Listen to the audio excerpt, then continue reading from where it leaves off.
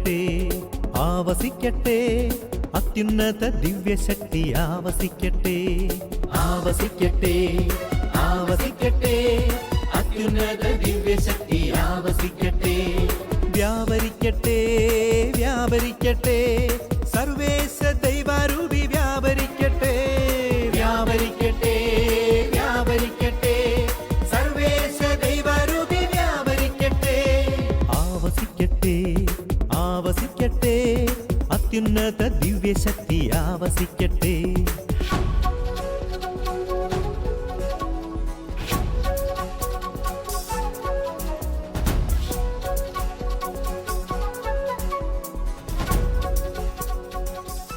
ഹൃദയം തുറന്ന് പറഞ്ഞേ ഹല്ലേലൂയ ഹല്ലേലൂയ ഹല്ലേലൂയ. നമ്മൾ ഇന്ന് നിയമാവർത്തനം പഠിക്കാനായിട്ട് പോവുകയാണ്. നിയമാവർത്തന പുസ്തകത്തിൻ്റെ ആദ്യ ഭാഗം നമ്മൾ പങ്കിട്ട് കഴിഞ്ഞു. ഇനി അതിൻ്റെ 1-ാമത്തെ അധ്യായം മുതൽ 4-ാമത്തെ അധ്യായം വരെയാണ് ഇന്ന് നമ്മൾ അല്പം സമയമെടുത്ത് പഠിക്കാൻ പോകുന്നത്. നമ്മൾ നിയമാവർത്തന പുസ്തകത്തിൻ്റെ ആദ്യ ഭാഗത്ത് കഴിഞ്ഞ ആഴ്ചയിൽ നിയമാവർത്തന പുസ്തകത്തിൻ്റെ ആദ്യ ഭാഗം അതിൻ്റെ ചില പ്രധാനപ്പെട്ട ആശയങ്ങൾ നമ്മൾ പങ്കുവച്ചു. ഇനി നമ്മൾ ആ പുസ്തകത്തിനകത്തേക്ക് പ്രവേശിക്കുകയാണ്. ഈ അകത്തേക്ക് പ്രവേശിക്കുമ്പോൾ ഈ പുസ്തകത്തിൽ ആവർത്തിച്ച് പറയുന്ന ഒരാശയം, ആ ആശയം മനസ്സിലാക്കിയാൽ പുസ്തകം വായിക്കുമ്പോൾ കൂടുതൽ വ്യക്തത കിട്ടും. ആ ആശയം ഇതാണ്. അതായത് 40 തവണ ഒരു വാക്യം ഈ പുസ്തകത്തിൽ ആവർത്തിക്കപ്പെട്ടിരിക്കുന്നു. 40 തവണ ആ വാക്യം ഇതാണ്: കർത്താവ് നിങ്ങൾക്ക് തന്നിരിക്കുന്ന ഈ ദേശം. ഈ ആശയം നമ്മൾ നന്നായി മനസ്സിലാക്കാൻ പോവുകയാണ്. നിയമാവർത്തന പുസ്തകത്തിൽ ആവർത്തിച്ച് ഏതാണ്ട് 40ഓളം തവണ ആവർത്തിച്ച് പറഞ്ഞിരിക്കുന്നു, കർത്താവ് നിങ്ങൾക്ക് തന്നിരിക്കുന്ന ദേശം. അപ്പോൾ ഇതിൻ്റെ വ്യക്തത അല്പം കൂടി കഴിഞ്ഞിട്ട് നമുക്ക് മനസ്സിലാവും. ആദ്യ ഭാഗത്ത് എനിക്ക് പറയാനുള്ളത്, കർത്താവ് ഈ ദേശം നിങ്ങൾക്ക് തന്നിരിക്കുകയാണ്. ഞാൻ നേരത്തെ സൂചിപ്പിച്ചിരുന്നു, ഭൂമിയുടെ ഉടമസ്ഥാവകാശം കർത്താവിൻ്റേതാണ്. സങ്കീർത്തനം 24:1 സങ്കീർത്തനം 24:1 പറയുന്നത് ഇങ്ങനെയാണ്: ഭൂമിയും അതിലെ സമസ്ത വസ്തുക്കളും ഭൂതലവും അതിലെ നിവാസികളും കർത്താവിൻ്റേതാണ്. ഒന്ന് ഉച്ചത്തിൽ പറയാമോ?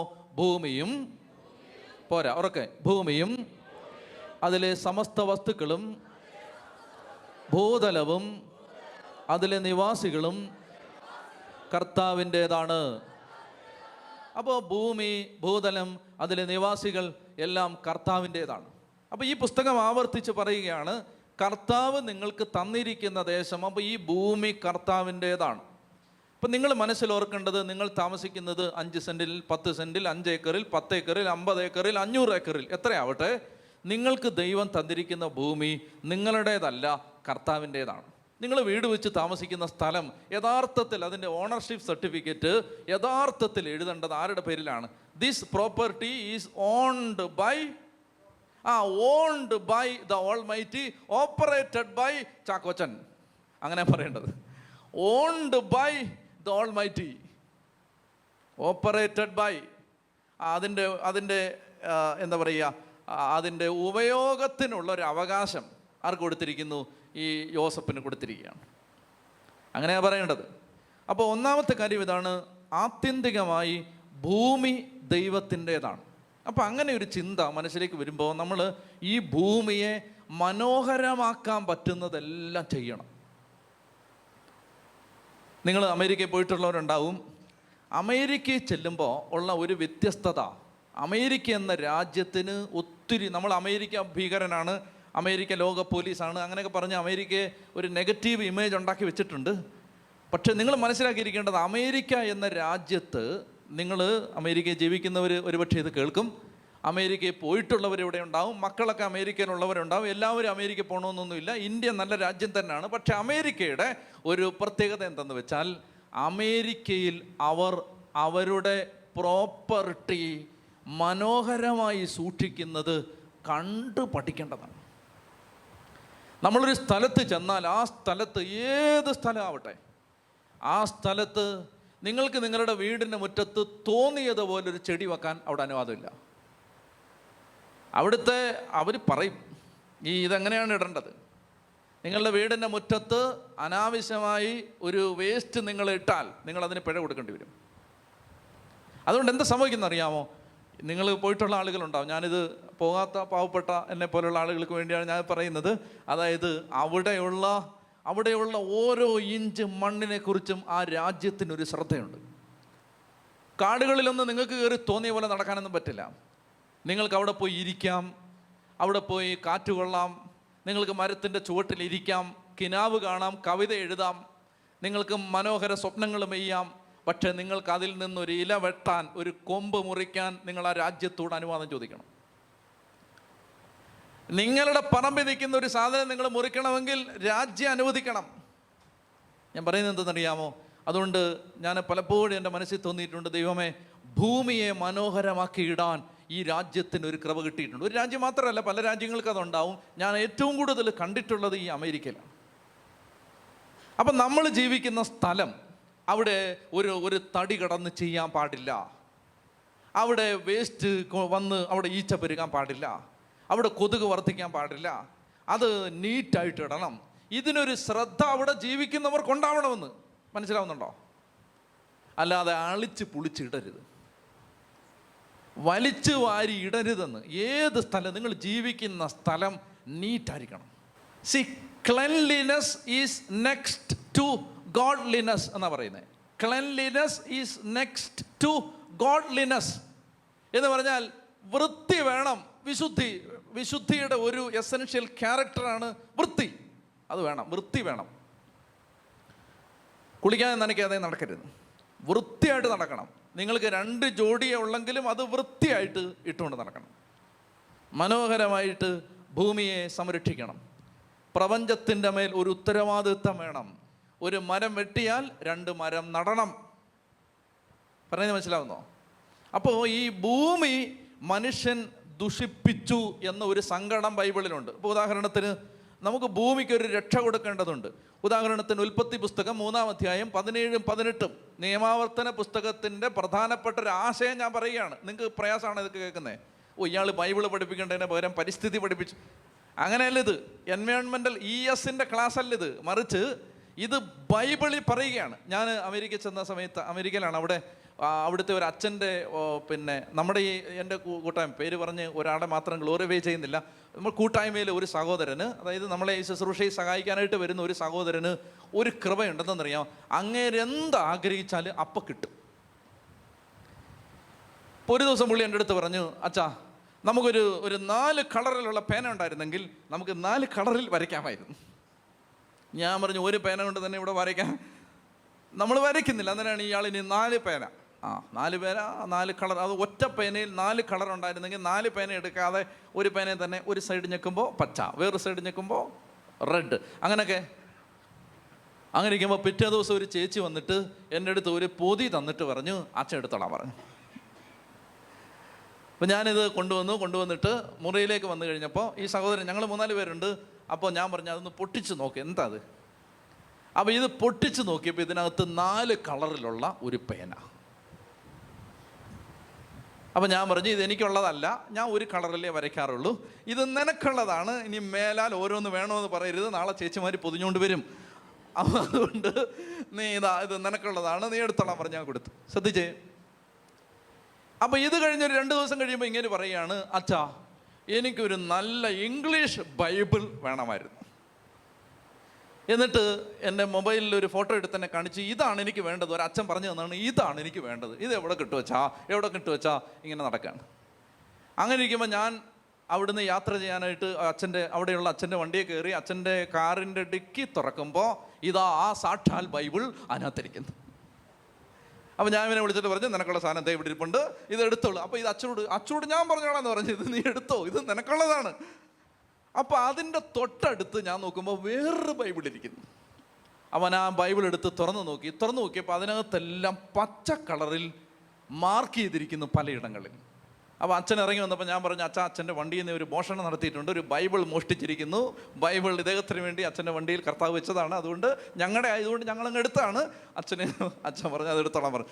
അപ്പോൾ ഞാൻ പറഞ്ഞു, അച്ഛൻ ഇതെന്താ അച്ഛൻ, ഇതിനകത്തെല്ലാം പച്ച കളറ്. അതിന് അച്ഛൻ്റെ അടുത്ത് പറയുകയാണ്, അതിൻ്റെ പേരാണ് ഗ്രീൻ ബൈബിൾ. ഞാൻ ആദ്യമായിട്ട് അത് കാണുന്നത് ഗ്രീൻ ബൈബിൾ. അതെന്താണ്? അതായത് പരിസ്ഥിതിയെ സ്നേഹിക്കുന്ന ആളുകൾ ഒരു ബൈബിൾ ഇറക്കിയിരിക്കുകയാണ്. ആ ബൈബിളിൽ പ്രകൃതിയുമായി, ഭൂമിയുമായി, വൃക്ഷങ്ങൾ, സസ്യലതാദികൾ, പക്ഷി മൃഗാദികൾ, പ്രപഞ്ചം, പ്രകൃതി, ആകാശം, കടൽ, കര, ഇതുമായി ബന്ധപ്പെട്ട എന്ത് വചനം ഉണ്ടെങ്കിലും അവർ അത് പച്ച കളറിൽ മാർക്ക് ചെയ്തിരിക്കുന്നു. ഞാൻ മറിച്ചു നോക്കുമ്പോൾ ബൈബിള് മുഴുവൻ പച്ച. അപ്പൊ ആ ബൈബിൾ എടുത്തപ്പോഴെനിക്ക് മനസ്സിലായത്, ദൈവമേ, പ്രകൃതി എന്തുമാത്രം തിരുവചനത്തിൻ്റെ ഭാഗമാണ്. അപ്പൊ പ്രകൃതി അത്രമാത്രം തിരുവെഴുത്തിൻ്റെ ഭാഗമാണെങ്കിൽ പ്രകൃതി അത്രമാത്രം സ്പിരിച്വാലിറ്റിയുടെയും ഭാഗമാവണം എന്ന് ഞാൻ പറഞ്ഞു വരുന്നത്. അപ്പൊ അതുകൊണ്ട് നമ്മൾ താമസിക്കുന്ന വീട്, പരിസരം അത് വൃത്തിയായി, അത് നല്ല ഗ്രീനിയായി, അത് നല്ല ഹരിതമായി സൂക്ഷിക്കാനുള്ള ബാധ്യത നമുക്കുണ്ട്. അപ്പൊ കെട്ടിടം പണിയാൻ മരം വെട്ടും. കെട്ടിടം പണിയാൻ മരം വെട്ടിയാൽ വെട്ടിയ മരത്തിൻ്റെ ഇരട്ടി നട്ടുപിടിപ്പിക്കണം. അങ്ങനൊരു ബാധ്യത ആത്മീയ മനുഷ്യർക്കുണ്ട്. അതാണ് ഞാൻ പറഞ്ഞു വരുന്നത്. അപ്പം അങ്ങനെ വരുമ്പോൾ നമ്മൾ ബൈബിളിൽ ഒരു ആശയം കാണും. വായിച്ചേ, ഉൽപ്പത്തി പുസ്തകം 3-ാം അധ്യായം 17-18 തിരുവചനം. ഉൽപ്പത്തി പുസ്തകം 3-ാം അധ്യായം 17-18 ഉച്ചത്തിൽ വായിച്ചേ. ആദത്തോട് അവിടുന്ന് പറഞ്ഞു, തിന്നരുതെന്ന് ഞാൻ പറഞ്ഞ പഴം സ്ത്രീയുടെ വാക്ക് കേട്ട് നീ തിന്നത് കൊണ്ട് നീ മൂലം മണ്ണ് ശപിക്കപ്പെട്ടതാ. ഒന്നുകൂടെ വായിച്ചേ. നീ മൂലം മണ്ണ് ശപിക്കപ്പെട്ടതായിരിക്കും. ഇനി മറ്റൊരു വാക്യം വായിക്കണം. യെശയ്യാ 24-ാം അധ്യായം 5-ാം വാക്യം. യെശയ്യാ 24:5. ഐസയ്യാ 24:5. യെശയ്യാ 24:5 വായിച്ചേ. ഉറക്കെ വായിച്ചേ.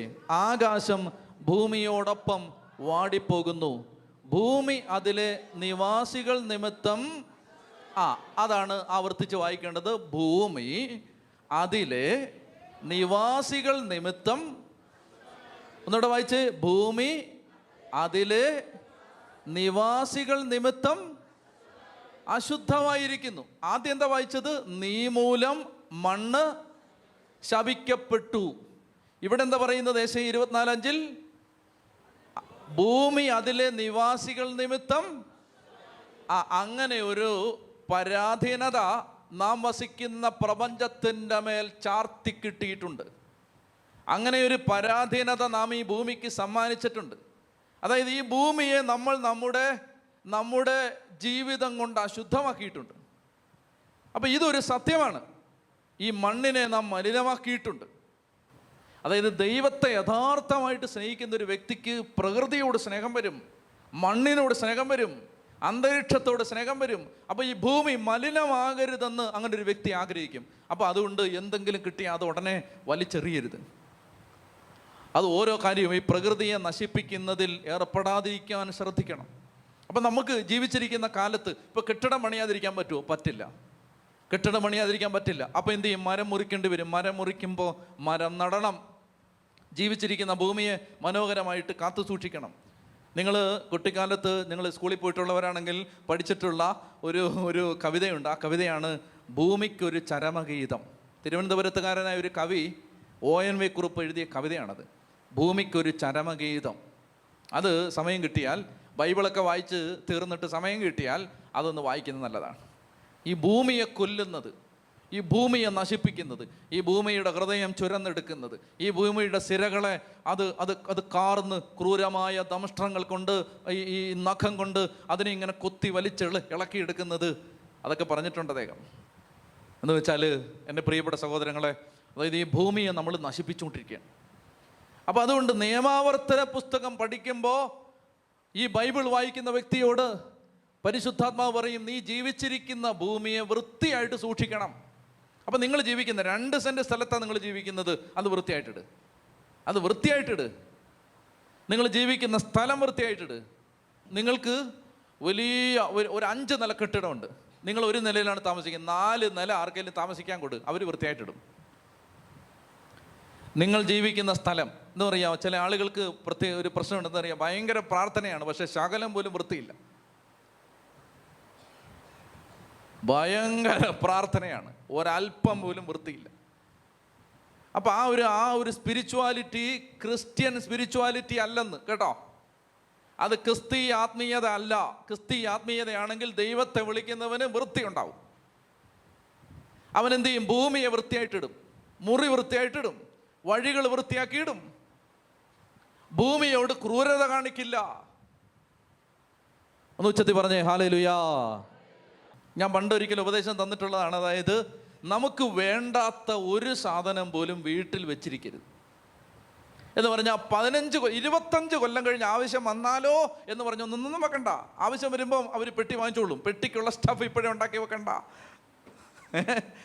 ശവപ്പെട്ടി ആളുകൾ വാങ്ങിച്ചോളൂ എന്ന് ഇപ്പോഴേ പെട്ടിയൊന്നും ഉണ്ടാക്കി വെച്ചിരിക്കണ്ട. ആവശ്യമുള്ളത്, അതായത് നമ്മൾ താമസിക്കുന്ന സ്ഥലത്ത്, നമ്മുടെ മുറിയിൽ, നിങ്ങൾ താമസിക്കുന്ന സ്ഥലത്ത്, നിങ്ങൾ താമസിക്കുന്ന വീട്ടിൽ അത്യാവശ്യമുള്ളത് അത് എത്ര രൂപയുടെ ആണെങ്കിലും വാങ്ങിക്കണം. നല്ല സ്പിരിച്വാലിറ്റി ഞാൻ പറഞ്ഞുതരാം. നിങ്ങൾക്ക് അത്യാവശ്യമുള്ള സാധനത്തിന് എത്ര വിലയാണെങ്കിലും അത് വാങ്ങിക്കണം. നിങ്ങൾക്ക് ആവശ്യമില്ലാത്ത ഒരു സാധനം പോലും വീട്ടിൽ വെച്ചിരിക്കരുത്. വെറുതെ എടുത്ത് ചുമ്മാ എടുത്ത് കൊടുത്തേക്കണം. അതാണ്ടാ 2 സാധനം നീ എടുത്തോ കൊടുത്തിരിക്കണം. ഒന്നും ഇട്ട് നാളെ 15 കൊല്ലം കഴിഞ്ഞ് ഒരു ആവശ്യം വന്നാലോ എന്ന് പറഞ്ഞ് ഇട്ടേക്കൊന്നും വേണ്ട. 15 കൊല്ലം കഴിഞ്ഞ് നീ ഉണ്ടെന്ന് ആരാ പറഞ്ഞേ? 15 കൊല്ലം കഴിയുമ്പോൾ നമ്മൾ കാണുമെന്ന് ആരാ പറഞ്ഞേ? നമ്മൾ ചിലപ്പോൾ ഉണ്ടാവില്ല. അന്നേരം ഈ സാധനം അവിടെ കുറ്റി പിടിച്ചിരിക്കും. ഉച്ചത്തിൽ പറഞ്ഞേ ഹല്ലേലൂയാ. അപ്പോൾ അതുകൊണ്ട് ഈ ഭൂമിയെ വിശുദ്ധമായിട്ട് സൂക്ഷിക്കാനുള്ള ഒരു ഉത്തരവാദിത്വം നമുക്കുണ്ട്. ഇനി നമ്മൾ ഈ പുസ്തകത്തിൻ്റെ ആദ്യത്തെ അധ്യായം മുതൽ വേഗത്തിൽ ഇന്ന് 4 അധ്യായങ്ങൾ ഞാൻ തീർക്കാൻ പോവുകയാണ്. ആ വേഗത്തിൽ നമ്മൾ യാത്ര ചെയ്യാൻ പോവുകയാണ്. നിങ്ങൾ പുസ്തകം തുറന്നു വെച്ചോളുക. 1-ാമത്തെ അധ്യായം. 1-ാമത്തെ അധ്യായത്തിൽ അത് തുറന്നു വെച്ചിട്ട് എന്നെ നോക്കുക. 1-ാമത്തെ അധ്യായത്തിൽ നമ്മളിപ്പോൾ എവിടെയാണെന്ന് ആർക്കെങ്കിലും പറയാമോ? ഇപ്പോൾ നമ്മൾ എവിടെയാണ്? ഈ പുസ്തകം ആരംഭിക്കുമ്പോൾ നമ്മൾ എവിടെയാണ്? മൊവാബ് ദേശത്താണ്. ഇപ്പോൾ ഈ മൊവാബ് ദേശത്ത് നിന്ന് ഇപ്പോൾ ഈജിപ്തിൽ നിന്ന് പുറപ്പെട്ടിട്ട് എത്ര കാലമായി? 40 വർഷമായി. ഈജിപ്തിൽ നിന്ന് പുറപ്പെട്ടിട്ട് 40 വർഷമായി. 40 വർഷമായിട്ട് മോശയുടെ ജീവിതത്തിലെ അവസാനത്തെ ആഴ്ചയാണിത്. മോശ ഈ പുസ്തകം തീരും മുമ്പ് ഒരു മലയിൽ, നെബോ മലയിൽ മരിച്ചു വീഴും. അപ്പോൾ മോശയുടെ അവസാനത്തെ ആഴ്ച, മോശ ജീവിച്ചിരിക്കുന്ന അവസാനത്തെ ആഴ്ച മൊവാബ് സമതലത്തിൽ വെച്ച് കാനാൻ ദേശത്തേക്ക് ഇനി 2-3 ദിവസം കൂടി യാത്ര ചെയ്താൽ പ്രവേശിക്കാൻ പറ്റുന്ന ഒരു ദൂരപരിധിക്കകത്ത് നിന്നുകൊണ്ട് മോശ ജനത്തിന് നിയമം വിശദീകരിച്ച് കൊടുക്കുകയാണ്. അതാണ് 1-ാമത്തെ അധ്യായത്തിൽ. അപ്പോൾ ഈ നിയമം വിശദീകരിച്ച് കൊടുക്കുമ്പോൾ അദ്ദേഹം പറയുകയാണ്, 1-ാമത്തെ കാര്യം ഹോറബിൽ നിന്ന് അദ്ദേഹം പറയുകയാണ്. നിയമാവർത്തനം 1-ാം അധ്യായം 2-ാം വാക്യം നിങ്ങൾ വായിക്കണമെന്നില്ല, കേട്ടാൽ മതി. ഹോറബിൽ നിന്ന് കാദേശ് ബർണയ വരെ 11 ദിവസത്തെ യാത്രാ ദൂരമുണ്ട്. നിയമാവർത്തന പുസ്തകം 1-ാം അധ്യായം 2-ാം വാക്യം അതൊന്ന് വായിച്ചു. നിയമാവർത്തനം 1-ാം അധ്യായം 2-ാം വാക്യം. ഹോറബിൽ നിന്ന് സെയീർ മല വഴി കാദേശ് ബർണയ വരെ 11 ദിവസത്തെ. അപ്പോൾ ആദ്യത്തെ ഘട്ടത്തിൽ ശ്രദ്ധിക്കുക, ഇങ്ങോട്ട് നോക്കിയേ. ആദ്യത്തെ ഘട്ടത്തിൽ അവർ 11 ദിവസം കൊണ്ട് കാദേശ് ബർണയയിലെത്തി. എന്നെ ശ്രദ്ധിച്ചിരിക്കുക, വെരി വെരി ഇമ്പോർട്ടൻറ്റ്. ശ്രദ്ധിക്കുക, കാദേശ് ബർണയ വരെ 11 ദിവസത്തെ യാത്രാ ദൂരം. ഈ കാദേശ് ബർണയ എന്ന് പറഞ്ഞാൽ കാനാൻ ദേശത്തിൻ്റെ അതിർത്തിയാണ്. ഇനി കാനാൻ ദേശത്തേക്ക് ഒരു 3 ദിവസം കൂടെ യാത്ര ചെയ്താൽ അങ്ങോട്ട് കയറാം. പക്ഷേ നിങ്ങൾ ലേവ്യരുടെ പുസ്തകവും സംഖ്യയുടെ പുസ്തകവും പഠിച്ചതുകൊണ്ട് നിങ്ങൾക്ക് സംശയം വരില്ല. അവരുടെ ജീവിതത്തിലുണ്ടായ ചില പ്രതിസന്ധികൾ കാരണം, ചില കുറവുകൾ കാരണം ഈ യാത്ര 3 ദിവസം കൊണ്ട് എത്തേണ്ട കാനാൻ ദേശത്ത് പിന്നീട് അവരെത്താൻ എത്ര വർഷമെടുത്തു? 38 വർഷമെടുത്തു. വായിച്ചോളുക. നിയമാവർത്തന പുസ്തകം 2-ാം അധ്യായം 14-ാം തിരുവചനം. ഡ്യൂട്രോണമി 2:14. നിയമാവർത്തനം 2-ാം അധ്യായം 14-ാം വാക്യം. വേഗം വായിച്ചേ. നിയമാവർത്തനം 2-ാം അധ്യായം 14. അതനുസരിച്ച് നാം സെറദ് അരുവി കടന്നു. നാം കാദേശ് ബർണയായിൽ നിന്ന് പുറപ്പെട്ട് മതി ഇങ്ങോട്ട് നോക്കിയേ. ഹോറബ് മുതൽ കാദേശ് ബർണയ വരെ വരാൻ എത്ര ദിവസം എടുത്തു? ഹോറബ് മുതൽ കാദേശ് ബർണയ വരെ. തൊട്ടു മുമ്പ് നിയമാവർത്തനം 1-ാം അധ്യായം 2-ാം വാക്യം. ഹോറബ് മുതൽ കാദേശ് ബർണയ വരെ വരാൻ എത്ര ദിവസം എടുത്തു? 11. ഇനി അടുത്ത വായിച്ചേ. നിയമാവർത്തനം 2-ാം അധ്യായം വായിച്ചോ. 2-ാം അധ്യായം 14. അതനുസരിച്ച് നാം സിറത് അരുവി കടന്ന് നാം കാദേശ് ബർണയായിൽ നിന്ന് പുറപ്പെട്ട് സിറത് അരുവി കടക്കുന്നത് വരെ സഞ്ചരിച്ച കാലം 38 വർഷം. കണ്ടോ? കാദേശ് ബർണയ വരെ എത്ര ദിവസം? 11. കാദേശ് ബർണയ മുതൽ കാനാൻ ദേശം വരെ എത്ര കാലം? 38 വർഷം. ഇതാണ് ഒന്നാമത്തേത്. 14 ദിവസം കൊണ്ട് എത്തേണ്ട സ്ഥലത്ത് അവരെത്താൻ 38-ലധികം 40ഓളം വർഷങ്ങൾ എടുത്തു. 14 ദിവസം കൊണ്ട് എത്തേണ്ട സ്ഥലത്ത് അവരെത്താൻ 40-ലധികം വർഷങ്ങൾ എടുത്തു. ഇതാണ് ഇപ്പോൾ നമ്മൾ മനസ്സിലാക്കാൻ പോകുന്നത്. വളരെ പ്രധാനപ്പെട്ട ഒരു കാര്യത്തിലേക്ക് നമ്മൾ പോവുകയാണ്. നമ്മുടെ കുടുംബങ്ങൾ ഇഴയുന്നതിൻ്റെ കാരണം എന്ത്? നമ്മുടെ കുടുംബങ്ങൾ പുരോഗതി പ്രാപിക്കാത്തതിൻ്റെ കാരണം എന്ത്? നമ്മുടെ കുടുംബങ്ങൾ ഇപ്പോഴും ശാപത്തിൽ തന്നെ കിടക്കുന്നതിൻ്റെ കാരണം എന്ത്? നമ്മുടെ കുടുംബങ്ങൾ ഇപ്പോഴും പുരോഗതിയില്ലാതെ നശിച്ച് പട്ടുപോയതിൻ്റെ കാരണം എന്ത്? ആ കാരണമാണ് ഇവിടെ പറയാൻ പോകുന്നത്. അപ്പോൾ വളരെ ശ്രദ്ധിച്ചിരിക്കുക. ഈ കാര്യം മോശ അവരോട് പറയുകയാണ്, മക്കളെ, നിങ്ങൾ ഹോറബ് മുതൽ കാദേശ് ബർണയ വരെ വരാൻ 11 ദിവസം എടുത്തുള്ളൂ. എന്നാൽ കാദേശ് ബർണയയിൽ നിന്ന് കാനാൻ ദേശത്ത് കാലുകുത്തുന്നത് വരെ നിങ്ങൾ എടുത്തത് 38-ലധികം വർഷങ്ങളാണ്. മക്കളെ, എന്താണ് കാരണം? മോശ പറഞ്ഞു കൊടുക്കുകയാണ്. എന്തായിരുന്നു കാരണം? മോശ അവർക്ക് പറഞ്ഞു കൊടുക്കുകയാണ് ഇനിയുള്ള കാര്യങ്ങൾ. ഇനി അതിനിടയ്ക്ക്, ആ കാര്യത്തിലേക്ക് വരുന്നതിന് മുമ്പ് ഇടയ്ക്കൊരു കാര്യം, ന്യായാധിപന്മാരെ നിയമിച്ചത് മോശ പറയുകയാണ്. ആദ്യത്തെ കാര്യം പറഞ്ഞത് എന്താണ്? ഈ കാലം പറഞ്ഞു, നമ്മൾ ഇവിടെ എത്താൻ എടുത്ത സമയം. അതിലേക്ക് വരാം. അതിനുശേഷം അതിൻ്റെ ആ ചെറിയൊരു ഭാഗം അതിനിടയ്ക്ക് കിടപ്പുണ്ട്. അതാണ് ന്യായാധിപന്മാരുടെ നിയമനം. ഇങ്ങോട്ട് നോക്കിയേ. താങ്ങാൻ പറ്റാത്ത വിധം, മോശയ്ക്ക് താങ്ങാൻ പറ്റാത്ത വിധം ഇസ്രായേൽ ജനത്തിൻ്റെ സംഖ്യ വർദ്ധിച്ചപ്പോൾ, മോശയ്ക്ക് അവരുടെ എല്ലാവരുടെയും പ്രശ്നങ്ങൾ തീർക്കാൻ പറ്റാതായപ്പോൾ മോശ അവരിൽ നിന്ന് ന്യായാധിപന്മാരെ തിരഞ്ഞെടുത്തു.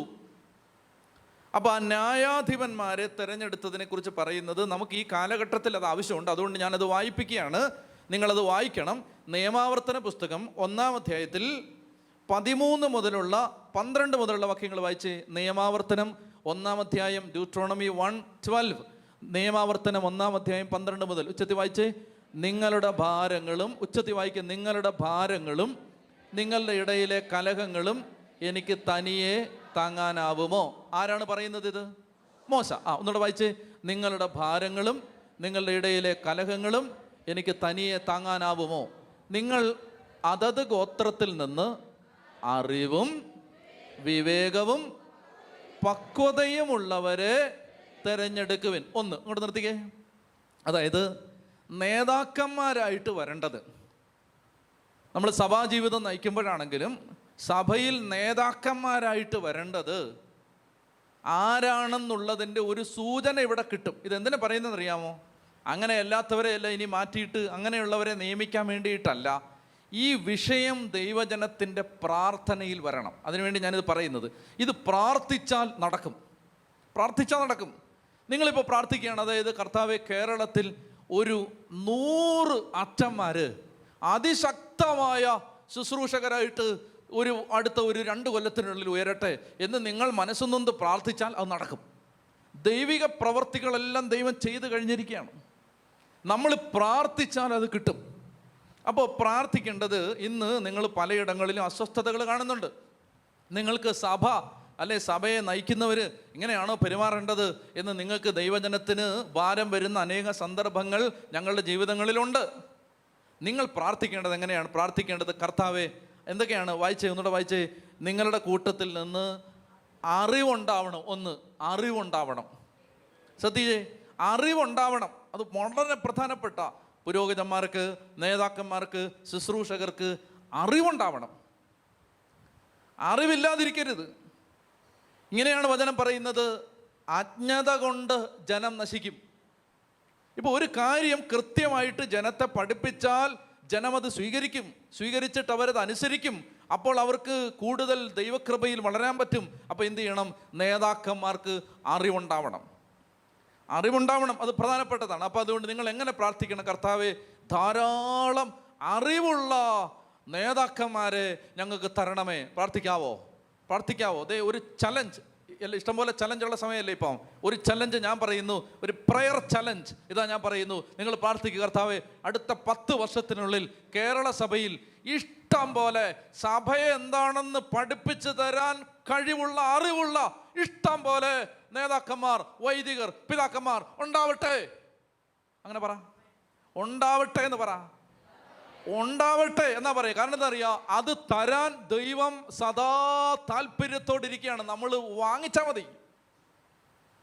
അങ്ങനെ പ്രാർത്ഥിക്കണം. കർത്താവ് ഇഷ്ടം പോലെ അറിവുള്ള. അപ്പോൾ ആളുകൾ വന്ന് സങ്കടം പറയുന്നത് കേട്ടിട്ടുണ്ട്. അതായത് അതെന്താണ്, അതിൻ്റെ അർത്ഥം എന്താണ്, ഇതിൻ്റെ അർത്ഥം എന്താണ്, ഇങ്ങനെ പറഞ്ഞാൽ എന്താണ്, എന്തുകൊണ്ടാണ് ഇത് എല്ലായിടത്തും പറഞ്ഞു കൊടുക്കാൻ അറിവുള്ള നേതാക്കന്മാരുണ്ടാവണം. അതാണ് ഒന്നാമത്തേത്. അറിവ് വേണം. അറിവ് ഇല്ലാത്തത് വലിയ പ്രശ്നമാണ്. മലാഖിയുടെ പുസ്തകത്തിൽ കർത്താവ് പറയുന്നുണ്ട്, പുരോഹിതൻ അധരത്തിൽ ജ്ഞാനം സൂക്ഷിക്കണം, ജനം പ്രബോധനം തേടി അവനെ സമീപിക്കണം. പുരോഹിതൻ അധരത്തിൽ എന്ത് സൂക്ഷിക്കണം? ജ്ഞാനം സൂക്ഷിക്കണം. അപ്പോൾ എന്ത് പ്രാർത്ഥിക്കണം? നിങ്ങൾ പ്രാർത്ഥിക്കേണ്ട ഒരു പ്രാർത്ഥന, കർത്താവേ ഇഷ്ടംപോലെ ജ്ഞാനമുള്ള വൈദികരെ ഞങ്ങൾക്ക് തരണമേ, അല്ലെങ്കിൽ ഞങ്ങൾക്ക് ഇഷ്ടം പോലെ ജ്ഞാനമുള്ള വൈദികരെ ലഭിക്കട്ടെ. അടുത്ത 2 കൊല്ലത്തിനുള്ളിൽ, അടുത്ത 5 കൊല്ലത്തിനുള്ളിൽ, അടുത്ത 10 കൊല്ലത്തിനുള്ളിൽ ഇഷ്ടം പോലെ ജ്ഞാനമുള്ള വൈദികരെ ലഭിക്കട്ടെ. പ്രാർത്ഥിക്കാവോ? ഇത് പ്രാർത്ഥിച്ചാൽ ഇത് സംഭവിക്കും. കാരണം എന്തെന്നറിയാമോ? ഞാൻ ഒരു ആത്മീയ രഹസ്യം പറഞ്ഞു തരാം. അതായത് ബൈബിളിൽ എവിടെല്ലാം ദൈവം ചില മനുഷ്യരെ വിളിച്ചിട്ടുണ്ടോ ആ വിളിച്ചതിൻ്റെ മുൻപിലുള്ള ഭാഗം നിങ്ങൾ വായിക്കണം. ഉദാഹരണത്തിന് പുറപ്പാട് പുസ്തകത്തിൽ 2-ാമത്തെ അധ്യായത്തിൻ്റെ അവസാനത്തിൽ ഇസ്രായേൽ ജനം അടിമത്തത്തിൽ കിടന്ന് നിലവിളിക്കും. അങ്ങനെ നിലവിളിക്കുന്ന സമയത്ത് കർത്താവ് അതിന് ഉത്തരമായിട്ട് ഒരാളെ തിരഞ്ഞെടുക്കും. അപ്പം ജനം കരഞ്ഞതിൻ്റെ മറുപടിയാണ് ദൈവവിളികൾ. അപ്പം നല്ല ദൈവവിളികൾ ഉണ്ടാവുന്നില്ലെങ്കിൽ അതിൻ്റെ കാരണം എന്താണ്? ഒരു കാരണം, ജനം അതിനുവേണ്ടി കരഞ്ഞിട്ടില്ല. നിങ്ങൾ അതിനുവേണ്ടി കർത്താവെ ഞങ്ങൾക്ക് ദൈവിക കാര്യങ്ങൾ, ദൈവിക രഹസ്യങ്ങൾ പറഞ്ഞു തരാൻ ജ്ഞാനമുള്ള വൈദികർ തിരുസഭയിൽ ഇഷ്ടം പോലെ ഉണ്ടാവട്ടെ, ഇഷ്ടം പോലെ. അങ്ങനെ നിങ്ങൾ പ്രാർത്ഥിക്കുക. ഒന്നാമത്തെ കാര്യം. അപ്പോൾ ഒന്നാമത്തെ എന്താണ്? നിങ്ങളുടെ ഇടയിൽ നിന്ന് അറിവുള്ള ആളുകളെ. ബാക്കി വായിച്ചേ. അറിവും, ഇനി അറിവ് മാത്രം പോരാ, വിവേകം വേണം. വിവേകം എന്ന് പറഞ്ഞാൽ ജ്ഞാനം വേണം. ജ്ഞാനം വേണം എന്ന് പറഞ്ഞാൽ എല്ലാ അറിവും എല്ലാവർക്കും ഉള്ളതല്ല. അതുകൊണ്ടാണ് ഈശോ പറഞ്ഞത്, നിങ്ങളുടെ മുത്തെടുത്ത് പന്നിക്ക് കൊടുക്കരുത്. മുത്തെടുത്ത് പന്നിക്ക് കൊടുക്കരുത്. കാരണം എല്ലാം എല്ലാവർക്കും ഉള്ളതല്ല. മനസ്സിലായോ? എല്ലാവർക്കും ഉള്ളതല്ല. നിങ്ങൾ ഒരിക്കലും വിചാരിക്കരുത്, നിങ്ങൾ യൂട്യൂബിൽ ഒരു പ്രസംഗം കേൾക്കുന്നു, യൂട്യൂബിൽ കേൾക്കുന്ന ഒരു പ്രസംഗത്തിലും അതീവ ആഴമുള്ള കാര്യങ്ങൾ പറയില്ല. കാരണം എന്തെന്നറിയാമോ? അത് സ്വീകരിക്കാൻ കൊതിയുള്ള ഒരു ന്യൂനപക്ഷത്തിന് വേണ്ടി മാത്രമുള്ളതാണ്. കർത്താവ് തരുത്തുമില്ല. അതായത് നിങ്ങൾ വണ്ടി യാത്ര ചെയ്യുമ്പോഴും, നിങ്ങൾ വീട്ടിൽ അടുക്കളയിൽ ജോലി ചെയ്തുകൊണ്ടിരിക്കുമ്പോഴും ഒക്കെ പകുതി മനസ്സോടെ കേട്ടുകൊണ്ടിരിക്കുന്ന വചന അത് അത്രയ്ക്കുള്ളതേ തരൂ. മുത്ത് വേണ്ടവർ വില കൊടുത്ത് വരണം. വില കൊടുത്ത് വന്നാൽ മുത്ത് കിട്ടും. മുത്ത് ദൈവം അപ്പോഴേ തരൂ. അല്ല തരില്ലത്. ചെത്തി പറഞ്ഞേ ഹല്ലേലൂയാ. അപ്പം ഞാൻ പറഞ്ഞു വരുന്നത്, പ്രിയപ്പെട്ട മക്കളെ, അറിവ് മാത്രം ഉണ്ടായി പോരാ, വിവേകം ഉണ്ടാവണം. പിന്നെന്താണ്? പക്വത ഉണ്ടാവണം. പക്വത. അപ്പം അറിവുണ്ടാവണം, വിവേകമുണ്ടാവണം, പക്വത എന്ന് പറഞ്ഞാൽ ഏത് സമയത്ത് എങ്ങനെ പെരുമാറണമെന്ന് പക്വതയുള്ളവരായിരിക്കണം. ഇതൊക്കെ ജീവിതം കൊണ്ട് ആർജിച്ചെടുക്കേണ്ടതാണ് കുറച്ചൊക്കെ. എങ്കിൽ പോലും കർത്താവ് ചെറിയ പ്രായത്തിൽ തന്നെ പക്വതയുള്ള അനേകം പേരെ നിങ്ങൾ കണ്ടിട്ടില്ലേ? അതായത് കുഞ്ഞുങ്ങളാണ്, ചെറുപ്പക്കാരാണ്, യൂത്താണ്, പക്ഷെ നല്ല മച്യൂരിറ്റിയാണ്. പറയില്ലേ, ആ ചെറുപ്പക്കാരൻ അവൻ നല്ല പക്വതയുള്ള പയ്യനാണ്. പറയുമോ? പറയുമോ? അപ്പോൾ പ്രിയപ്പെട്ടവരെ, അങ്ങനെയുള്ള നേതാക്കന്മാർ. പിന്നെ പറയുന്നത് 16-ാമത്തെ വാക്യം വായിച്ചേ. നിയമാവർത്തനം 1:16. അക്കാലത്ത് ഞാൻ നിങ്ങളുടെ ന്യായാധിപന്മാരോട് കൽപ്പിച്ചു, നിങ്ങളുടെ സഹോദരങ്ങളുടെ ഇടയിലുള്ള തർക്കങ്ങൾ വിചാരണ ചെയ്യുവിൻ. സഹോദരർ തമ്മിലോ പരദേശിയുമായോ ഉണ്ടാകുന്ന തർക്കങ്ങൾ കേട്ട് നീതിപൂർവം വിധിക്കുവിൻ. അടുത്ത ഒരു കാര്യം ഇതാണ്, നീതിപൂർവം വിധിക്കണം. അതെന്താണെന്നാണ് അടുത്ത വാക്യം പറയുന്നത്. ന്യായം വിധിക്കുന്നതിൽ പക്ഷപാതം കാണിക്കാതെ ചെറിയവൻ്റെയും വലിയവൻ്റെയും വാദങ്ങൾ. അതാണ് അടുത്ത ഗുണം. അതായത് നയിക്കുന്നവർക്കുള്ള മറ്റൊരു ഗുണം ഇതാണ്, പക്ഷപാതം കാണിക്കാൻ പാടില്ല. എന്ന് പറഞ്ഞാൽ വലിയ വില കൂടിയ കാറിൽ ഒരാൾ വന്നാൽ അയാൾക്കൊരു നിയമം, പാവപ്പെട്ടൊരു മനുഷ്യൻ വന്നാൽ അയാൾക്ക് വേറൊരു നിയമം. അങ്ങനെ ആവരുത്, അങ്ങനെ കാണിക്കുന്നവരാകരുത്. എല്ലാവരെയും ഒരുപോലെ കാണുന്നവരായിരിക്കണം. അല്ലെങ്കിൽ എന്താ സംഭവിക്കുന്നത്? അല്ലെങ്കിൽ ഭിന്നത ഉണ്ടാവും. ഇപ്പോൾ പക്ഷപാതം കാണിച്ചാൽ അവിടെ ഉണ്ടാവുന്നത് ഡിവിഷൻ ഉണ്ടാവും, ഭിന്നത ഉണ്ടാവും. അപ്പോൾ അതുകൊണ്ട് പക്ഷപാതം കാണിക്കാത്തവരായിരിക്കണം, നീതിയോടെ വിധിക്കുന്നവരായിരിക്കണം, എല്ലാവർക്കും ഒരേ നിയമമായിരിക്കണം, ആരോടും പക്ഷപാതമില്ലാതിരിക്കണം, എല്ലാവരോടും ഒരുപോലെ പെരുമാറണം. ഇതാണ് നേതാക്കന്മാർക്കുണ്ടാവേണ്ട മറ്റൊരു ഗുണം. മറ്റൊന്ന് എന്താണെന്നറിയാമോ? അതായത് അടുത്തത് പറയുകയാണ്, ന്യായവിധി ദൈവത്തിൻ്റെതാകയാൽ, വായിച്ചേ, ന്യായവിധി ദൈവത്തിൻ്റെതാകയാൽ മനുഷ്യരെ ഭയപ്പെടാത്തവരായിരിക്കണം. അതാണ് അടുത്തത്. അതായത് നേതാക്കന്മാർക്ക് മനുഷ്യരെ ഭയം ഉണ്ടാവരുത്. മനുഷ്യരെ ഭയന്നിട്ട്, മനുഷ്യരെ പേടിച്ചിട്ട് സന്ദേശത്തിൽ വെള്ളം ചേർക്കുന്നവർ ആകരുത്. അതാണ് അടുത്തത്. അതായത് ആളുകൾ എന്നാ പറയും അത് ഓർത്തിട്ട് എന്നാൽ പിന്നെ ഇതങ്ങ് വിഴുങ്ങിയേക്കാം, അങ്ങനെ പറയരുത്. മനുഷ്യരെ നിങ്ങൾ ഭയപ്പെടേണ്ട, കാരണം വിധിക്കുന്നത് ദൈവമാണ്. അതായത് നിങ്ങളോടിലൂടെ സംസാരിക്കുന്നത് ദൈവമാണ്. അതുകൊണ്ട് അവനെന്നാ വിചാരിക്കും, അവളെന്നാ വിചാരിക്കും ഓർത്ത് നിങ്ങൾ പേടിക്കരുത്. ഇവിടെ നമ്മൾ താഴേക്ക് മോശ പറയുകയാണ്, വായിച്ചേ 19 വാക്യം മുതൽ വായിച്ചേ, വളരെ പ്രധാനപ്പെട്ടത് ശ്രദ്ധിക്കുക. 19 മുതൽ, നിയമാവർത്തനം 1 അധ്യായം 19 മുതൽ. നമ്മുടെ ദൈവമായ കർത്താവിൻ്റെ കൽപ്പന അനുസരിച്ച് നാം ഹോറബിൽ നിന്ന് പുറപ്പെട്ട് അമ്മോര്യരുടെ മലമ്പ്രദേശത്തേക്കുള്ള വഴിയെ നിങ്ങൾ കണ്ട വിശാലവും ഭയാനകവുമായ മരുഭൂമിയിലൂടെ യാത്ര ചെയ്ത് കാദേശ് ബർണയായിൽ എത്തി. അപ്പോൾ ഞാൻ നിങ്ങളോട് പറഞ്ഞു, നമ്മുടെ ദൈവമായ കർത്താവ് നമുക്ക് തരുന്ന അമോര്യരുടെ മലമ്പ്രദേശം വരെ നിങ്ങൾ എത്തിയിരിക്കുന്നു. വായിച്ചേ, വളരെ പ്രധാനപ്പെട്ട 21. ഇതാ നിങ്ങളുടെ ദൈവമായ കർത്താവ് ഈ ദേശം നിങ്ങൾക്ക് തന്നിരിക്കുന്നു. ഈ ദേശം ശരിക്കും തന്നോ? അവർ കാനാൻ ദേശത്തെത്തിയോ? ഇല്ല. പക്ഷേ പറഞ്ഞിരിക്കുകയാണ്, കാനാൻ ദേശത്ത് അവർ എത്തിയിട്ടില്ലെങ്കിലും പറയുകയാണ്, നിങ്ങൾക്ക് ഈ ദേശം തന്നിരിക്കുന്നു. അങ്ങനെ പറഞ്ഞിരിക്കുന്നത്. എപ്പോഴും പറഞ്ഞിരിക്കുന്നത് നിങ്ങൾക്ക് തരുമെന്നല്ല, തന്നിരിക്കുന്നു എന്നാണ്. ഇപ്പോൾ ഒന്നുകൂടെ വായിച്ചത്, ഇതാ നിങ്ങളുടെ ദൈവമായ കർത്താവ് ഈ ദേശം നിങ്ങൾക്ക് തന്നിരിക്കുന്നു. നിങ്ങളുടെ പിതാക്കന്മാരുടെ ദൈവമായ കർത്താവിൻ്റെ ആജ്ഞയനുസരിച്ച് ചെന്ന് അത് കൈവശമാക്കുക, ഭയമോ പരിഭ്രമമോ വേണ്ട. നിങ്ങൾക്കിത് തന്നിരിക്കുന്നു, ഇത് തന്നിരിക്കുന്നു. It has been already provided. പക്ഷെ നിങ്ങൾക്ക് പലർക്കും അത് കിട്ടിയില്ല. എന്തുകൊണ്ട് നിങ്ങൾക്ക് കിട്ടിയില്ല? നിങ്ങൾ അത് വന്ന് കൈവശപ്പെടുത്തിയില്ല. ഇതൊരു വലിയ ആത്മീയ സത്യത്തിലേക്ക് നിങ്ങളെ ഞാൻ കൊണ്ടുവരികയാണ്. നമ്മുടെ കുടുംബങ്ങളെല്ലാം നഷ്ടം തിരിയുന്നതിൻ്റെ കാരണം ഞാൻ പറഞ്ഞുതരാം, കേട്ടോ.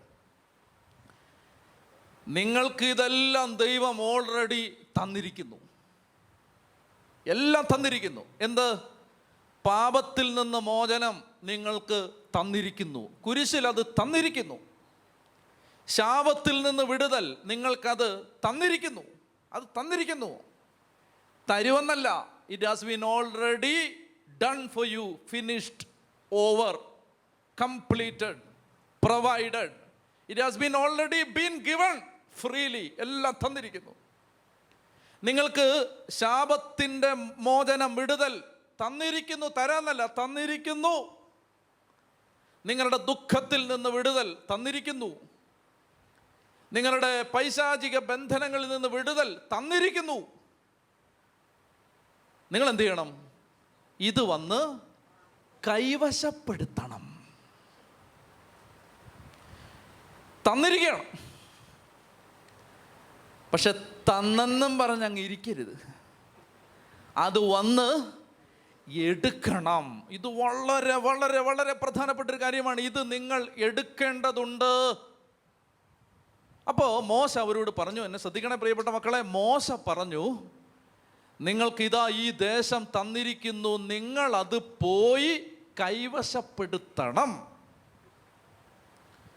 നിങ്ങൾ മനസ്സിലാക്കിയിരിക്കേണ്ടത്, ക്രിസ്തീയ ആത്മീയതയിൽ, നിങ്ങൾ ശ്രദ്ധിച്ചേ, വളരെ പ്രധാനപ്പെട്ട, ക്രിസ്തീയ ആത്മീയതയിൽ നിങ്ങൾ എന്തെങ്കിലും ചോദിക്കുമ്പോൾ നിങ്ങൾക്കത് കിട്ടുന്നത്, ശ്രദ്ധിക്കുക, ഒന്ന് ശ്രദ്ധിക്കുക, നിങ്ങൾ എന്തെങ്കിലും ചോദിക്കുമ്പോൾ നിങ്ങൾക്കത് കിട്ടുന്നത് നിങ്ങൾ ചോദിച്ചത് കൊണ്ടല്ല, മറിച്ചത് ഓൾറെഡി തന്നിരിക്കുന്നത് കൊണ്ടാണ്. ഒന്നുകൂടെ, നിങ്ങൾ എന്തെങ്കിലും ചോദിക്കുമ്പോൾ നിങ്ങൾക്ക് കിട്ടുന്നത് നിങ്ങൾ ചോദിച്ചത് കൊണ്ടല്ല, മറിച്ച് അത് തന്നിരിക്കുകയാണ്.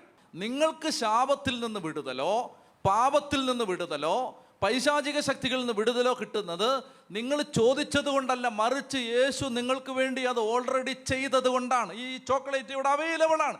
നിങ്ങൾ എന്ത് ചെയ്യണം? ഇത് വന്ന് എടുക്കണം. ഇത് വന്ന് എടുക്കണം. അപ്പോൾ എൻ്റെ ജീവിതത്തിൽ പാപമുണ്ട്. പാപക്ഷമ യേശു കുരിശിൽ ഓൾറെഡി ചെയ്തു കഴിഞ്ഞു. പക്ഷെ ഞാൻ പാപിയാണ്. ഞാൻ എന്ത് ചെയ്യണം? കുമ്പസാരക്കൂട്ടിൽ പോയി അത് കൈവശപ്പെടുത്തണം. കടങ്ങളുടെ പരിഹാരം, പാപത്തിന് മോചനം 2 ലോകങ്ങളിലും നിങ്ങൾക്കുണ്ടാവട്ടെ. കുർബാനയിൽ പറയും, അത് നിങ്ങൾ ആ വിശുദ്ധ കുർബാനയിൽ സംബന്ധിച്ച് വിശ്വസിച്ച് ആമേൻ പറഞ്ഞ് എടുക്കണം. മനസ്സിലാവുന്നുണ്ടോ? നിങ്ങളുടെ ജീവിതത്തിൽ നിങ്ങളുടെ സകല പൈശാചിക ശക്തികളുടെ മേലും കർത്താവ് അധികാരം നിങ്ങൾക്ക് തന്നിരിക്കുന്നു. ഒന്നും നിങ്ങളെ ഉപദ്രവിക്കില്ല. അത് that grace is freely available, free of cost, no cost, no value, no payment, utterly free ആയിട്ട്. പക്ഷെ നിങ്ങൾ എന്ത് ചെയ്യണം? You have to take it, possess it. എന്നുവെച്ചത് പറഞ്ഞേ ഹല്ലേലൂയ. അപ്പം അതെൻ്റെ പ്രിയപ്പെട്ട മക്കളെ, ഈ പുസ്തകം പഠിപ്പിക്കുന്ന പ്രധാനപ്പെട്ട ഒരാശയമാണ്. നിങ്ങൾക്ക് ശത്രുക്കളില്ലെന്നല്ല, നിങ്ങൾ അങ്ങോട്ട് ചെല്ലുമ്പോൾ, നിങ്ങളത് എടുക്കാൻ ചെല്ലുമ്പോൾ അവിടെ നിങ്ങളുടെ ശത്രുക്കളില്ലെന്നല്ല, അവിടെ ആളുകളില്ലെന്നല്ല, അവിടെ യുദ്ധം ഇല്ലെന്നല്ല, അവിടെ ആക്രമണം ഇല്ലെന്നല്ല, അതെല്ലാം ഉണ്ട്. പക്ഷേ ഞാൻ തന്നിരിക്കുകയാണ്. ഇത് കാനാൻ ദേശത്ത് ചെല്ലുമ്പോൾ, നിങ്ങൾക്ക് ആ ദേശം നിങ്ങൾ കൈവശമാക്കാൻ ചെല്ലുമ്പോൾ അമ്പും വില്ലുമായിട്ടും ആറ്റം ബോംബുമായിട്ടും അണ്വായുധങ്ങളുമായിട്ടും ഇവിടെ യുദ്ധം ചെയ്യാൻ സന്നദ്ധരായിട്ട് നിൽക്കുന്ന ശത്രുക്കളുണ്ട്. ഉണ്ട്. പക്ഷെ ഞാൻ നിങ്ങൾക്ക് തന്നിരിക്കുകയാണ്. പിശാചില്ലെന്നാണ് അതിൻ്റെ അർത്ഥം. ശാപം ഇല്ലെന്നാണ് അതിൻ്റെ അർത്ഥം. പാപം ഇല്ലെന്നാണ് അതിൻ്റെ അർത്ഥം. ഇതെല്ലാം ഉണ്ടായിരിക്കെ തന്നെ ഞാൻ നിങ്ങൾക്ക് തന്നിരിക്കുന്നു.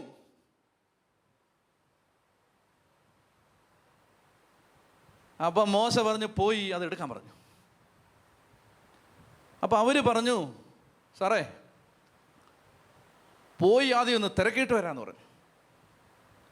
അങ്ങനെ തിരക്കാൻ വേണ്ടി അവർ പോയത് ചില സ്ഥലങ്ങളിലാണ്. സ്ഥലം ഞാൻ പറയുന്നില്ല.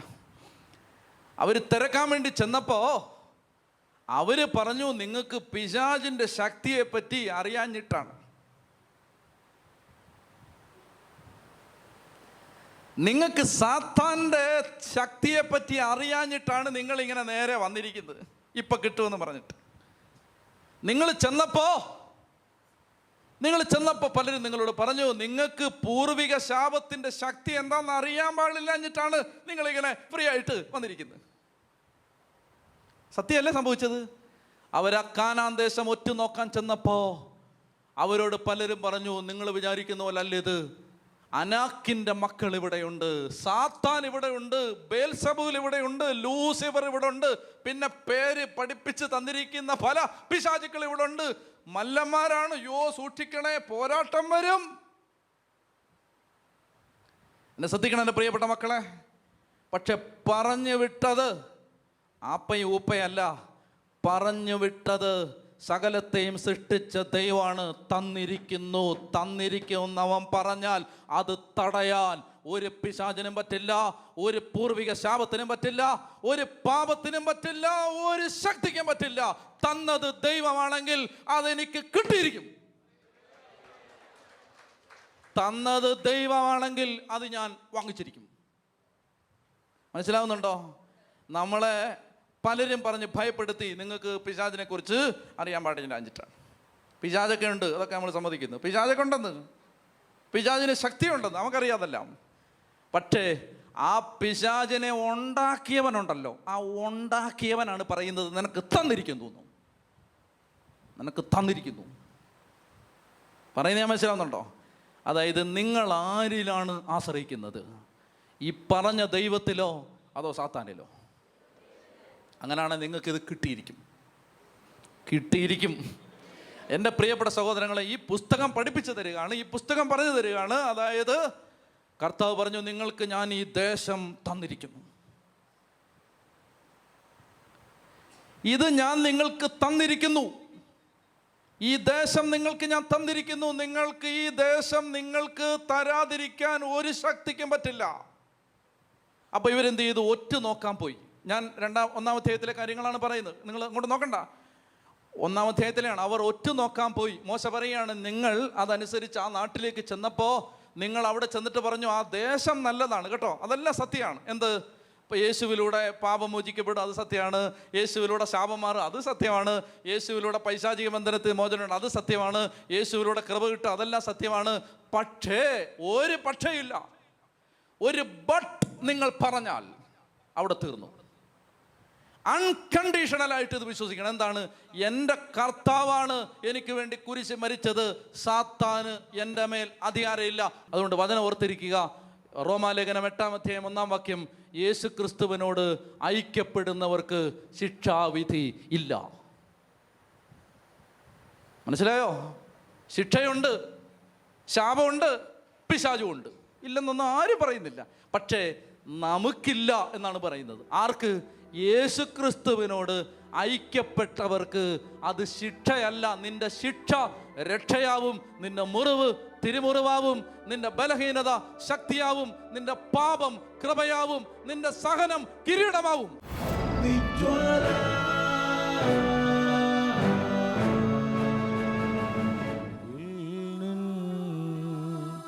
മുമ്പേ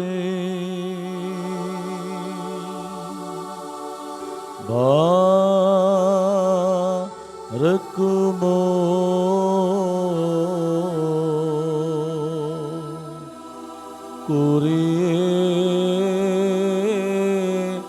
ലൈസോ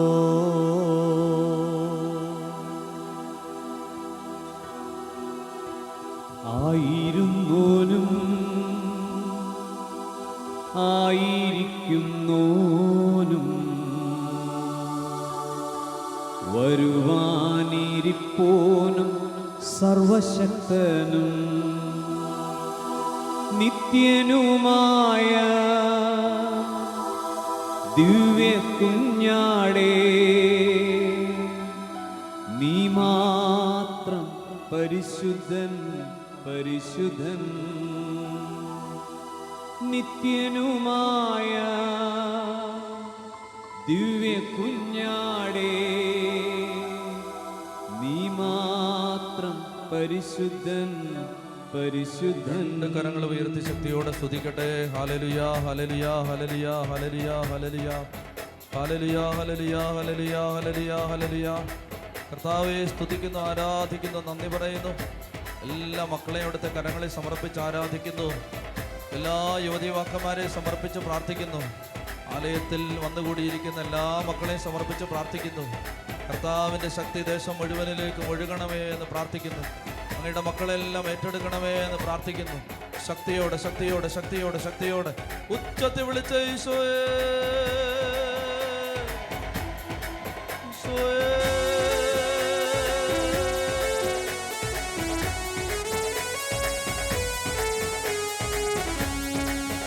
കരങ്ങളടിച്ച്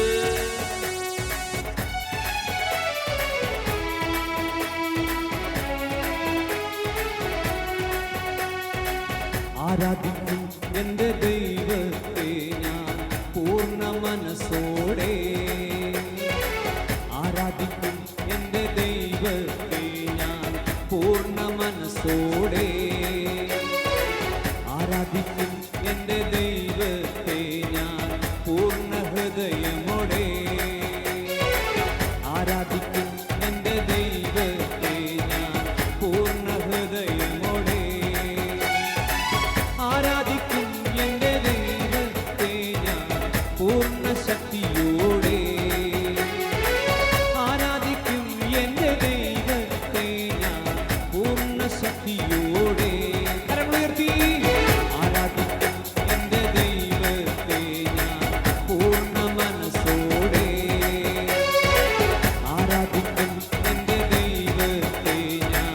പൂർണ്ണ ഹൃദയമോടെ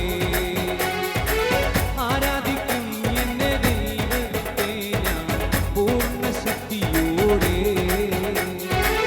ആരാധിക്കും എന്റെ ദൈവത്തെ ഞാൻ പൂർണ്ണ ശക്തിയോടെ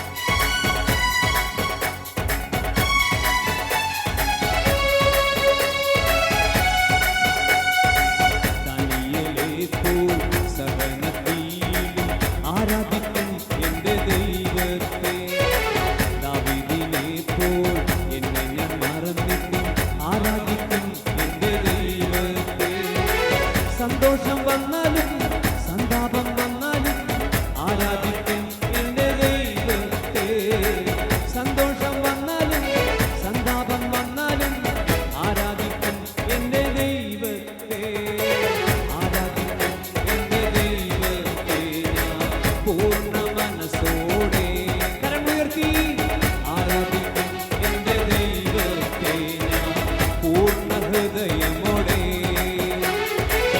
ആരാധിക്കും എന്റെ ദൈവത്തെ ഞാൻ പൂർണ്ണ ശക്തിയോടെ ആരാധിക്കും എന്റെ ദൈവത്തെ ഞാൻ പൂർണ്ണ ശക്തിയോടെ ഉച്ചത്തിൽ വിളിക്കട്ടെ ഈശോയെ.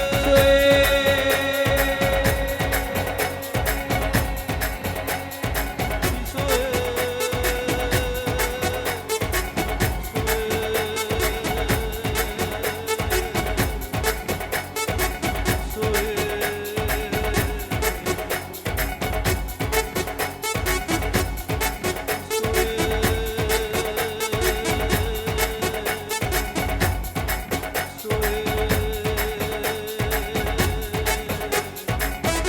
എല്ലാ മക്കളും പ്രാർത്ഥിക്കട്ടെ. ഹൃദയം തുറന്ന് പ്രാർത്ഥിക്കട്ടെ. കർത്താവിന്റെ ശക്തി ഓരോ ജീവിതത്തിലും നിറയാൻ നന്നായി ആഗ്രഹിക്കുക. കർത്താവേ, അങ്ങനെക്ക് വേണ്ടി തെരഞ്ഞെടുത്തിരിക്കുന്ന ഒരു ജീവിതം, എന്നിലൂടെ അങ്ങ് ആഗ്രഹിക്കുന്ന ഒരു ജീവിതം, എന്നിലൂടെ പൂർത്തിയാകേണ്ട അങ്ങയുടെ പദ്ധതി കർത്താവേ, ഞാൻ ചെയ്യാൻ വേണ്ടി അവിടുന്ന് മുൻകൂട്ടി ഒരുക്കിയിരിക്കുന്ന ദൈവിക പദ്ധതികൾ അവയെല്ലാം പൂർത്തിയാകാൻ കർത്താവേ, അങ്ങയുടെ പരിശുദ്ധമായ കരം എൻ്റെ മേൽ വെക്കണമേ. തിരുവോസ്തിയിൽ നിന്ന്, വിശുദ്ധ കുർബാനയിൽ നിന്ന് ശക്തി ഒഴുകണമേ. എന്നെ അവിടുന്ന് വീണ്ടെടുക്കണമേ. സാവൂളിന്റെ മേൽ ദൈവത്തിന്റെ ആത്മാവ് ഇറങ്ങി വന്നതുപോലെ എൻ്റെ മേൽ ആത്മാവ് ഇറങ്ങി വരണമേ. ഞാനൊരു പുതിയ വ്യക്തിയായി മാറണമേ. എന്നെ അടിമപ്പെടുത്തുന്ന ബന്ധനങ്ങൾ, സാംസന്റെ മേൽ ആത്മാവ് ഇറങ്ങി വന്നപ്പോൾ അവനെ ബന്ധിച്ചിരുന്ന കയറ് പൊട്ടി വീണതുപോലെ ആ ബന്ധനങ്ങൾ തകരണമേ. കരങ്ങൾ ഉയർത്തി ഉച്ചത്തിൽ വിളിക്കുന്നു ഈശോയെ.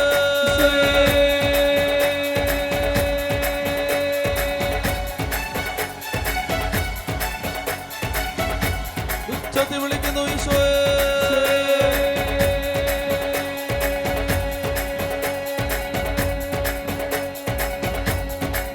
കരങ്ങളടിച്ച്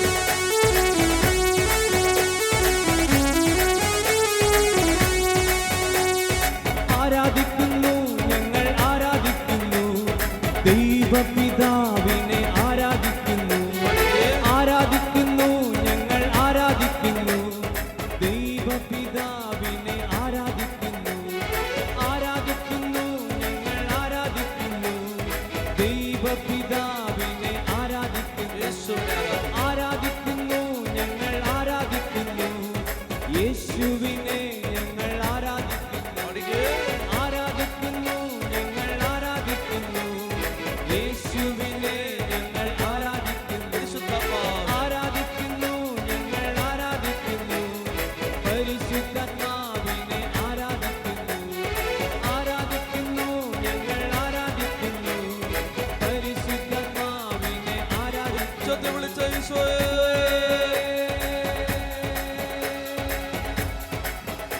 ഹൃദയം നൊന്ത് വിളിച്ച ഈശോയെ.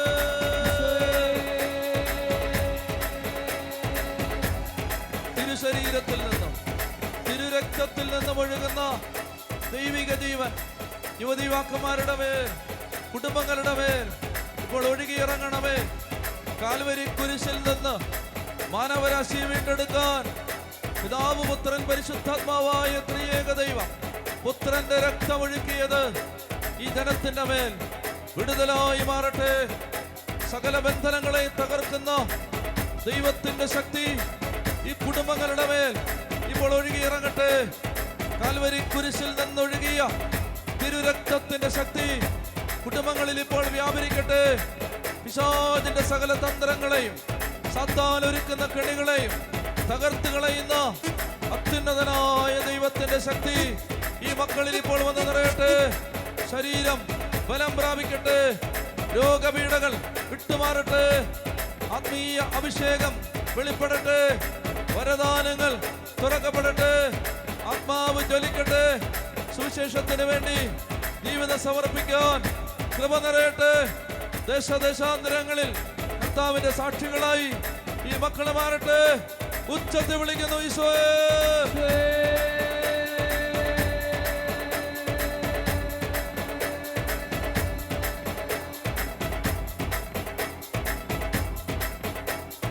കരങ്ങളടിച്ച്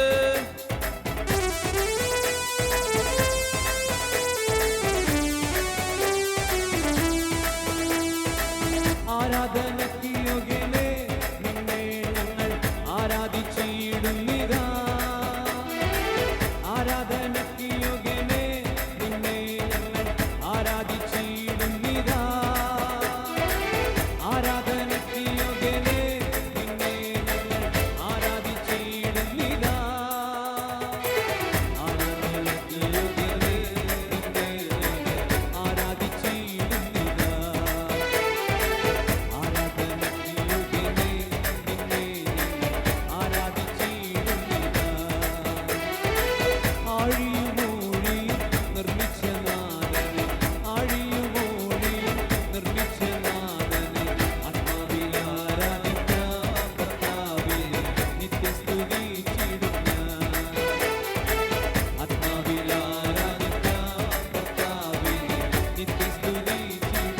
കരങ്ങൾ ഉയർത്തിയടിച്ച് ആരാധനയ്ക്ക് യോഗ്യനേ, നിന്നെ ഞങ്ങൾ ആരാധിച്ചിടുന്നിതാ.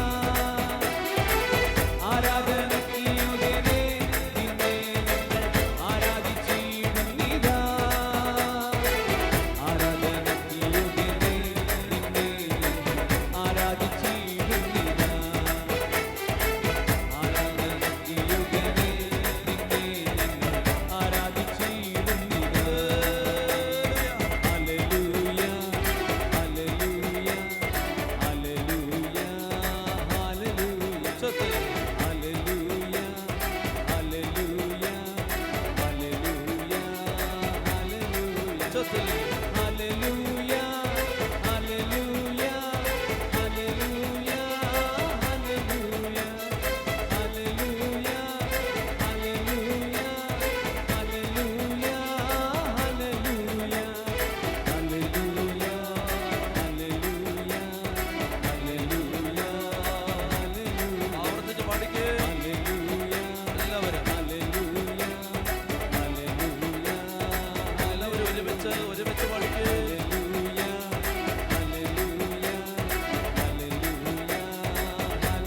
എല്ലാവരും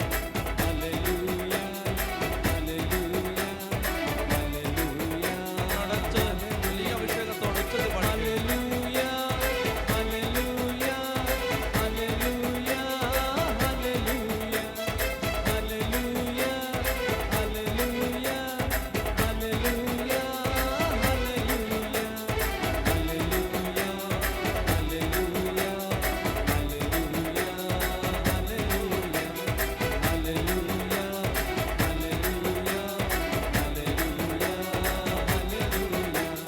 പിതാവേ നന്ദി, പുത്രനേ നന്ദി, റുഹായേ നന്ദി, ഹല്ലേലൂയ. പിതാവേ നന്ദി, പുത്രനേ നന്ദി, റുഹായേ നന്ദി, ഹല്ലേലൂയ. പിതാവേ നന്ദി, പുത്രനേ നന്ദി, റുഹായേ നന്ദി, ഹല്ലേലൂയ. പിതാവേ നന്ദി, പുത്രനേ നന്ദി, റുഹായേ നന്ദി, ഹല്ലേലൂയ. ഹല്ലേലൂയ,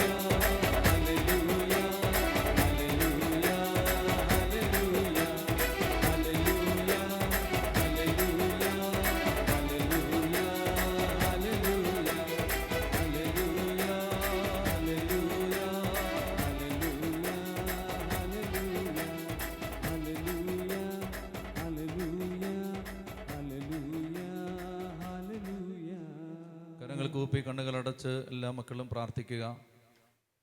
വ്യക്തിപരമായി ഓരോരുത്തരെയും കർത്താവിൻ്റെ സ്നേഹം മാടി വിളിക്കുന്നുണ്ട്. കർത്താവിൻ്റെ സ്നേഹം വ്യക്തിപരമായി ഓരോരുത്തരിലേക്കും കടന്നു വരുന്നുണ്ട്. ഒരാൾക്കൂട്ടത്തിൽ പൊതുവായ ഒരു അനുഗ്രഹമല്ല, വലിയൊരു ആൾക്കൂട്ടത്തിൻ്റെ നടുവിൽ പൊതുവായി വർഷിക്കപ്പെടുന്ന ഒരു അഭിഷേകമല്ല, ഒറ്റയ്ക്കൊറ്റയ്ക്ക്. പെന്തക്കോസ്താ തിരുനാളിൽ ആത്മാവ് വന്ന് നിറഞ്ഞപ്പോൾ അഗ്നിജ്വാലകൾ പോലെയുള്ള നാവുകൾ പൊതുവായി വന്നു നിൽക്കുന്നതല്ല അവർ കണ്ടത്, അവർ ഓരോരുത്തരുടെ മേലും വന്നു നിൽക്കുന്നതായി അവർ കണ്ടു. ഓരോരുത്തരുടെ മേലും, ഈ ആലയത്തിലായിരിക്കുന്ന ഓരോ മകൻ്റെ മേലും, ഓരോ മകളുടെ മേലും ഈ അഭിഷേകം, ഈ ദൈവ സാന്നിധ്യം, കർത്താവിൻ്റെ വാത്സല്യം അത് വന്ന് നിറയുന്നുണ്ട്. അത് വിശ്വസിച്ചുകൊണ്ട് കണ്ണടച്ച് എല്ലാ മക്കളും ദിവ്യകാരുണ്യത്തിൽ നിന്ന് അപരിമയമായ ദൈവത്തിൻ്റെ ശക്തിയും സ്നേഹവും കരുണയും എൻ്റെ ജീവിതത്തിലേക്ക് ഒഴുകി വരുന്നുണ്ട് എന്ന് വിശ്വസിച്ചുകൊണ്ട് കർത്താവെ ഹൃദയത്തിൽ പ്രാർത്ഥിക്കുക. കർത്താവെ, എന്നിലൂടെ പൂർത്തിയാകാൻ അങ്ങ് ആഗ്രഹിക്കുന്ന ദൈവിക പദ്ധതി പൂർത്തിയാകുവാനായി ഇതാ ഞാൻ എന്നെ തന്നെ സമർപ്പിക്കുകയാണ്. എല്ലാ മക്കളും ഹൃദയത്തിൽ പ്രകാരം പ്രാർത്ഥിക്കണം, മറ്റൊന്നും ശ്രദ്ധിക്കരുത്, ഇങ്ങനെ മാത്രം പ്രാർത്ഥിക്കണം. കർത്താവെ, എന്നിലൂടെ പൂർത്തിയാവേണ്ട ദൈവിക പദ്ധതി പൂർത്തിയാകുവാൻ ഞാനിതാ എന്നെ തന്നെ സമർപ്പിക്കുകയാണ്. ഈ സമർപ്പണം പൂർണ്ണമായിരിക്കണം. കർത്താവിനോട് പറയണം, ആ വഴികൾ എനിക്കറിയില്ല, എങ്ങനെയാണ് അങ്ങനിലൂടെ പ്രവർത്തിക്കാൻ പോകുന്നത് എന്നെനിക്കറിയില്ല, ഞാൻ എന്താണ് ചെയ്യേണ്ടത് എന്നെനിക്കറിയില്ല, ഞാൻ എവിടേക്കാണ് പോകേണ്ടത്, ഞാൻ എങ്ങനെയുള്ളൊരു ജീവിതമാണ് നയിക്കേണ്ടത് അതെനിക്കറിയില്ല. കർത്താവെ, അങ്ങനെ നയിക്കണം, അങ്ങനെനിക്ക് വഴി തുറന്നു തരണം. ജോബ് 42:2. കർത്താവെ, അങ്ങേക്കെല്ലാം സാധ്യമാണെന്നും അങ്ങയുടെ യാതൊരു ഉദ്ദേശത്തെയും ആർക്കും തടയാനാവില്ലെന്നും ഞാൻ അറിയുന്നു. അങ്ങയുടെ യാതൊരു ഉദ്ദേശത്തെയും ആർക്കും തടയാനാവില്ലെന്നും ഞാൻ അറിയുന്നു. നമ്മൾ ഈശോയുടെ ആശീർവാദം സ്വീകരിക്കണം. ഈ സമയത്ത് പ്രിയപ്പെട്ട മക്കളെ, കർത്താവ് നമ്മളെ ആശീർവദിക്കുന്ന സമയത്ത് രണ്ട് കരങ്ങളും യേശുവിലേക്ക് തുറന്നു പിടിക്കാം. സ്വർഗത്തിൽ നിന്ന് കൃപയൊഴുകാൻ ആഗ്രഹിക്കാം, ആത്മാവിൻ്റെ ശക്തി ഇറങ്ങാൻ ആഗ്രഹിക്കാം. ദൈവമേ, അങ്ങനെ നയിക്കണമേ എന്ന് ആഗ്രഹിക്കുക. നമ്മൾ വലിയ സ്വരത്തിൽ പ്രാർത്ഥിക്കുന്നില്ല. പ്രിയപ്പെട്ട മക്കളെ, കരങ്ങൾ തുറന്നു പിടിച്ച് നിങ്ങൾ ചെറിയ സ്വരത്തിൽ സ്തുതിച്ചുകൊണ്ട് ഉള്ളിൻ്റെ ഉള്ളിൽ ആഗ്രഹിക്കുക, സ്തുതിച്ച് പ്രാർത്ഥിച്ചുകൊണ്ടേയിരിക്കുക, ചെറിയ സ്വരത്തിൽ സ്തുതിച്ചുകൊണ്ടേയിരിക്കുക. കർത്താവിൻ്റെ ആത്മാവ് എന്നെ നയിക്കാൻ ആഗ്രഹിക്കുന്ന വഴിയിലേക്ക് ദൈവമേ കടന്നു പോകാൻ കൃപ എനിക്ക് തരണം, കൃപ എനിക്ക് തരണം, അഭിഷേകം എനിക്ക് തരണം, ശക്തി കൊണ്ട് എന്നെ നിറയ്ക്കണം. അത് ആഗ്രഹിച്ച് രണ്ട് കരങ്ങൾ തുറന്നു പിടിച്ച് അത് ആഗ്രഹിച്ച് കർത്താവേ, അങ്ങനെ നയിക്കാൻ ആഗ്രഹിക്കുന്ന വഴിയിൽ സഞ്ചരിക്കാനുള്ള കൃപ എനിക്ക് തരണം, അങ്ങനെ തിരഞ്ഞെടുക്കണം. അങ്ങനെക്ക് വേണ്ടി ഒരുക്കിയിരിക്കുന്ന വഴി ദൈവമേ, അതെന്തു തന്നെയാണെങ്കിലും ആ വഴിയിൽ കടന്നു പോകാനും ജീവിക്കാനുമുള്ള ധൈര്യം തരണം, വഴി തുറന്നു തരണം. ഈ ആഗ്രഹത്തോടെ കരങ്ങൾ ഉയർത്തി ശക്തിയോടെ സ്തുതിക്കാം. Hallelujah, hallelujah, hallelujah, hallelujah, hallelujah, hallelujah, hallelujah, hallelujah, hallelujah. ഉച്ചത്തിൽ വിളിച്ച ഈശോയേ,